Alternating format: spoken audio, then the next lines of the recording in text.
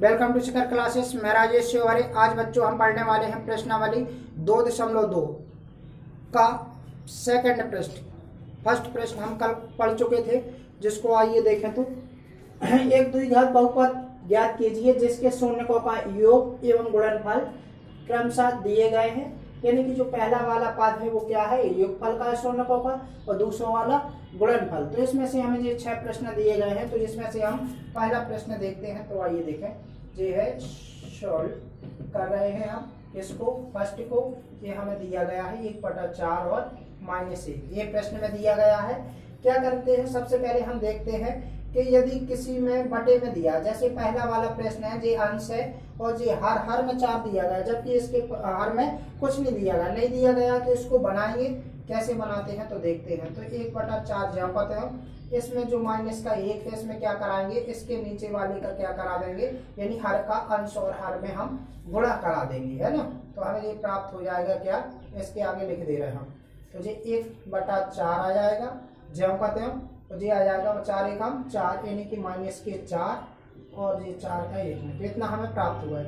अब अपन को पता चल गया कि जो पहला वाला हो जाएगा योगफल, दूसरा वाला गुणनफल। तो आपको बाद में निकालना पड़ेगा, इसलिए हम यहीं पर कर लेते हैं, है ना। तो इसको आप क्या लिखेंगे, मूल शून्यकों का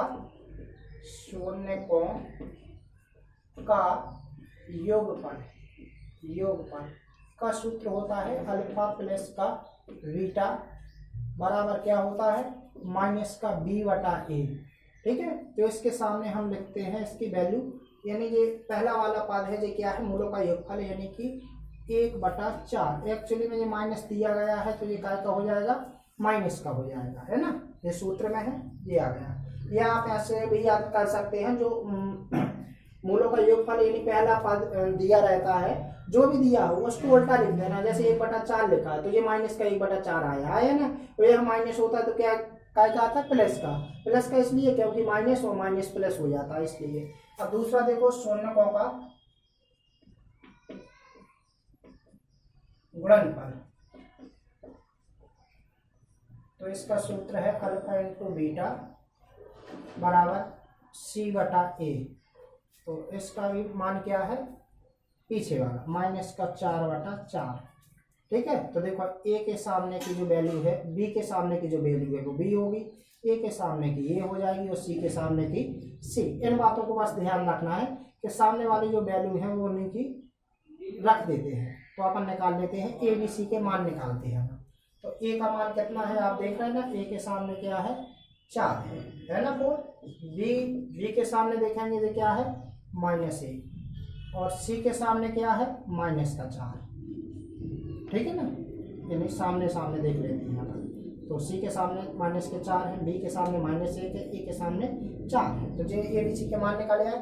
आप हमको बनाना क्या है, प्रश्न में दिया गया है कि बहुपद कौन सा, द्विघात। तो यहाँ लिख लेना द्विघात बहुपद।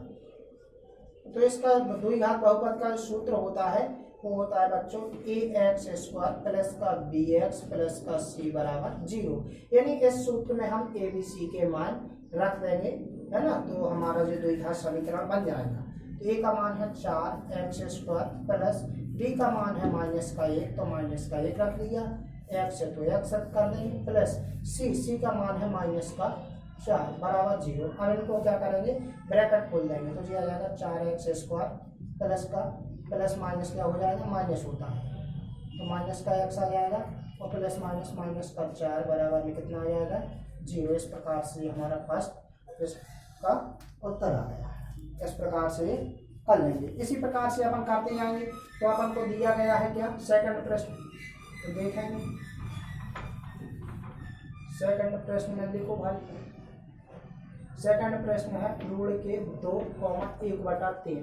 तो देखो, दूसरे वाले में तो 1/3 है, इसमें पहले में नहीं है, बटे में। तो इसको हम बना लेते हैं। तो यहाँ क्या करेंगे, 2 के अंश और हर में गुणा करा देंगे, है ना, दूसरे वाले का। तो देखो, इधर 3 दिया, इधर 3, और जो पीछे का ज्यों का त्यों, यानी जो बटे में नंबर दिया रहता है तो उसके हर का क्या कराएंगे, अंश और हर में गुणा करा देंगे। तो इधर ये बन जाएगा अपना क्या, इधर लिख लो 3 ऋण के 2 आ जाएंगे, और बटे में 3 है तो 3 लिख लो, और ये 1/3 दिया गया है, तो ये फल का हो जाएगा जी गुणनफल का। तो डायरेक्ट अपन को बाद में नहीं करना पड़ेगा, है ना। इसलिए हमने जो मान निकाला है, क्योंकि इसमें समझ में भी आ जाएगा और सरल भी है। तो इसको लिख लेंगे, देखो ये प्लस में दिया है तो ये माइनस है तो माइनस आ जाएगा 3 रूट के 2/3। या ऐसे समझ लेना, ये माइनस में दिया तो प्लस में और प्लस में दिया तो माइनस में, है ना। और ये आ जाएगा 1/3। तो इसमें ए बी सी के मान रख लेते हैं। देख रहे हैं ए का मान कितना है, ए का मान ए के सामने का यानी 3 है। देखो दोनों जगह 3 दिया है ना। तो ये ए का मान हमारा 3 होगा। बी के सामने देखें, बी के सामने है माइनस का 3 रूट के 2। सी के सामने क्या है, 1 है। सी के सामने ये है ना 1, इसको रख लीजिए। अब ए बी सी केस में मान रख देते हैं।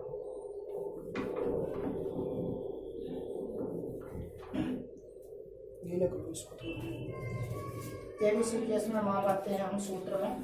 तो ए का मान है 3x² प्लस बी का मान है माइनस के 3 रूट के 2x प्लस सी का मान है 1/0।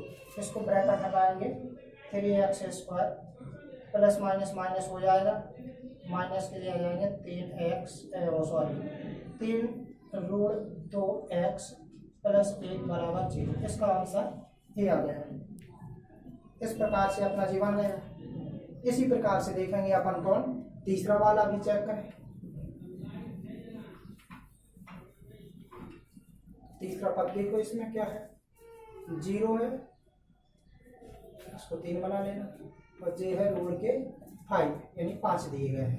तो इसको भी देखो, जब दोनों में बटे में कुछ ना हो तो अपन अपने आप से क्या लगा देंगे, 1 लगा देंगे। 0/1 और ये रूट के 5/1 यानी 0 में बटा गुणा भाग करने से कोई फायदा नहीं, पर आपको सुविधा हो जाएगी समझने के लिए, इसलिए कर रहे हैं ऐसा, है ना। तो इसको देखो, ये आ जाएगा अपना मान क्या हो जाएगा 0/1, ठीक है। माइनस का आएगा माइनस भी लगा लेना, और सी का आ जाएगा रूट के 5/1, 5 1 ए बी सी केस में मान रख लेते हैं। ए का मान देखो, ए के सामने 1 है ना, 1 रख लिया। बी के सामने क्या है, माइनस का 0 है। सी के सामने रूट के 5 है, ये दिए गए हैं तो रख लीजिए। इस सूत्र में अपन रख देंगे। अब अपन देख रहे हैं ए का मान है 1, यानी कि 1 रखेंगे इसमें और x², है ना। जब 1 का बड़ा करेंगे तो कोई मतलब नहीं है, x² ही आना है। इसके बावजूद हमने रख दिया ताकि आपको समझने में समस्या न जाए। बी का मान है माइनस का 0 रख दिए, प्लस सी का मान है रूट के 5/0। इसका तो 0 में चला जाएगा, x² बचेगा इधर। x² से 1 का गुणा करा, किसी भी नंबर में 1 में गुणा कराएंगे अपन तो क्या आएगा, हमारा नंबर प्राप्त होगा जिसमें करा। जैसे हम 2 गुणा 1 करेंगे तो क्या प्राप्त होगा, 2। ठीक उसी प्रकार से 1 का गुणा x² में करेंगे तो क्या आएगा, x² आएगा। समझ में आ गया होगा वैसे, है ना। अब इसका जो प्लस माइनस 0 हो जाएगा, इधर बचेगा प्लस का रूट के 5/0। इस प्रकार से हमें ये आंसर प्राप्त हो गया। ठीक इसी प्रकार से अपन अब चौथा भी लगा लेंगे। चौथा भी कठिन नहीं है, 1 दिया गया है ना। तो इसको पहला क्या है, 1 है, दूसरा भी 1 है ना। तो इसको बटे में लिख लेंगे, 1/1 आ जाएगा, जे भी आ जाएगा 1/1। तो इसमें तो कोई समस्या ही नहीं है, सीधा सीधा है। इसमें मान रख लेंगे अपन, फौरन आ जाएगा। तो देखते हैं अपन, इसको भी लिख लेंगे माइनस का 1/1। जो हमने आपको बताई कि याद रखना है कि जो पहला वाला पद जो दिया रहता है इसको उल्टा लिखना है। प्लस में दिया तो माइनस, माइनस में प्लस वो क्या हो जाता है, इस माइनस के कारण। ठीक है, तो आपको ज़्यादा समझने की जरूरत नहीं रहेगी, है ना। और अपना सही भी रहता है, क्योंकि ये माइनस है, ये प्लस है तो माइनस हो जाएगा, माइनस होता तो प्लस। अब इसमें एबीसी के मान देखो, ए का मान 1 है, बी का मान -1 और सी का भी 1। इसमें केवल मान रख देना है और उत्तर आ जाएगा।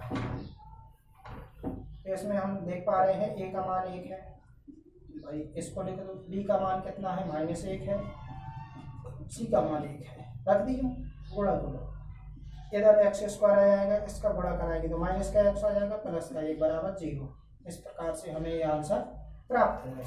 अब देखो अपन अगला 5वां रहता है, तो उसको भी लगा लेते हैं, है ना। तो मान निकालने में भी आसानी रहती है ऐसे सामने रखने से। 5वां देख पा रहे हैं अपन, माइनस का 1/4 है और दूसरा है 1/4। देखो ऑलरेडी ये बटे में लिखे हैं तो इसको बनाने की जरूरत नहीं है। अब देखो हमने बताया था कि जो पहला जो पद होता है योगफल का होता है तो इसमें रखेंगे, तो ये माइनस का दिया है, माइनस का 1/4, तो इधर का हो जाएगा प्लस में हो जाएगा। कैसे हो जाएगा देखो हम बताते हैं, -1/4 है ना। अब अपन को पता चला माइनस माइनस क्या होता है, प्लस होता है, थोड़ा आगे लिख लेंगे तो 1/4 आ जाएगा। और ये हमें 1/4 ऑलरेडी दिया गया है, तो देखो बी के सामने बी का मान क्या हो जाएगा ए, और ए के सामने ए का मान, ठीक है। इसी प्रकार सी के सामने सी और ए के सामने ए का मान, तो ए का मान देखो देख रहे हैं अपन, इधर भी 4 है इधर भी 4, दोनों जगह एक जैसा आता है। एक जैसा ना हो तो समझ जाइए कि गलत है कहीं होगा। बी के सामने देखिए किसका मान है 1 है, काय का है प्लस का है। सी के सामने देखें कितना है 1 है, काय का है प्लस का है। तो इस प्रकार से अपन ने इनके मान रख लिए है ना। आप डायरेक्ट भी कर सकते थे इसको, देखा कि इधर माइनस का है तो प्लस का 1/4 आना था है ना, लेकिन हमने ये करके दिखाया आपको कि कोई समस्या नहीं हो समझने में। तो इसमें देखें ए का मान है 4x² और बी का मान है 1 है, तो 1 का गुणा कराएंगे अपन x में, तो 1x आ जाएगा, और सी का मान भी 1 है, तो इसको करा के देखो जी आ जाएगा 4x² प्लस का इधर आ जाएगा x प्लस का 1 बराबर 0। हम इसको भी ब्रैकेट में लिख सकते थे, लेकिन इसको जो कदम आना था है ना, तो ये यहाँ समझने के लिए लिख दिया है, बाकी इसकी आवश्यकता नहीं रहती है ना। तो ये आंसर आ गया। इसी प्रकार एक और बचा हमारा, चौथे के बाद हो गया, चौथा हुआ, पाँचवा होगा ये, पाँचवा है ना। और हमें छठवां प्रश्न लिखना है, तो देखें छठवां प्रश्न, तो ये आ गया छठवां है 4 और 1। तो इसके जब दोनों के बटे में कुछ नहीं होता है तो क्या लिख देंगे 1, दोनों के बटे में लिख देंगे, लिख लिया ना हमने, इतना आ गया। तो ये पहला पद है जो क्या है, ये आ जाएगा हमारा -4/1। अब तो आपको पता ही चल गया होगा कैसे आया, इसको इधर नहीं ये पास में लिख दो, आप कौन ज़्यादा बड़ा करना है, तो इधर आ जाएगा -4/1 और ये आ गया बच्चों 1/1 दिया गया है। ABC के इनके हम मान निकाल सकते हैं, देख के ए के सामने है 1 तो 1 होगा, बी के सामने है -4 और सी के सामने है 1।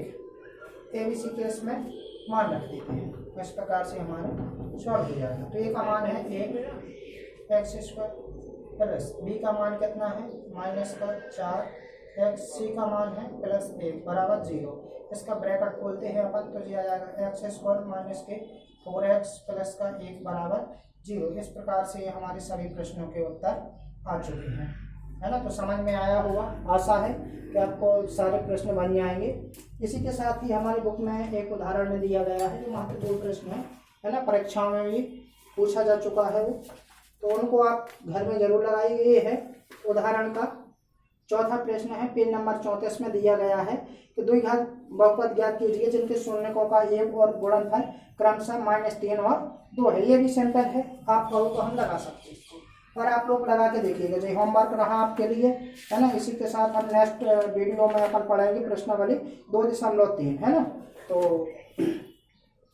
थैंक यू, मिलेंगे नेक्स्ट वीडियो में।